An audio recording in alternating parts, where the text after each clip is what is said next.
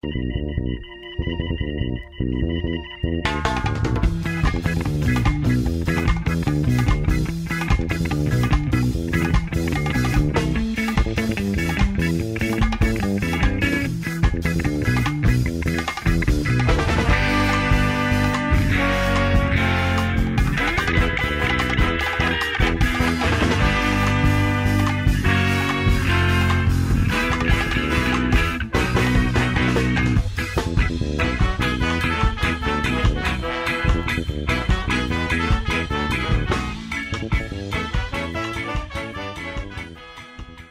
20 de novembro vai ter lugar en Lisboa unha nova cimeira da OTAN, non?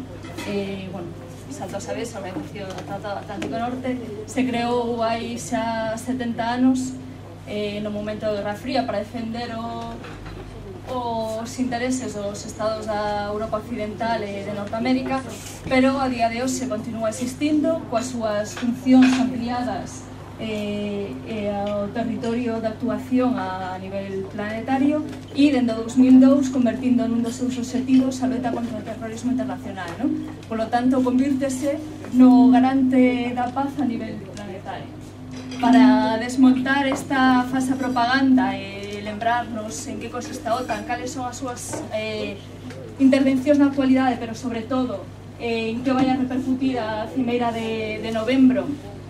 Por unha parte, a nivel do Estado luso, as intervencións que está facendo a nivel de desviación de presupostos públicos para garantir a celebración do evento e recorte de liberdades, tanto colectivas como individuais, e por outra parte, cales van a ser as actuacións que se están facendo públicas a desenvolver ao longo de toda a semana, non?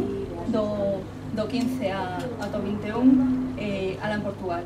Para iso contamos con Víctor da Pagán, a plataforma antiguerra antinato de Portugal. Estas assembleias que estão a ser feitas na Galiza podem ser feitas em todos os sítios, porque em todos os sítios a NATO é uma ameaça. A NATO traz ou pode trazer a guerra a toda a gente. E uma vez que vai haver a cimeira da NATO e que estamos a organizar a contra-cimeira, portanto, entendemos que devemos alertar e falar a toda a gente no sentido de colaborar connosco, se deslocar a Lisboa e participar nas sessões e nos eventos que vamos fazer nessa altura. Portanto, o nosso objetivo é mobilizar toda a gente para aparecer em Lisboa na altura e ajudar-nos a fazer todas as ações contra a NATO e contra a guerra.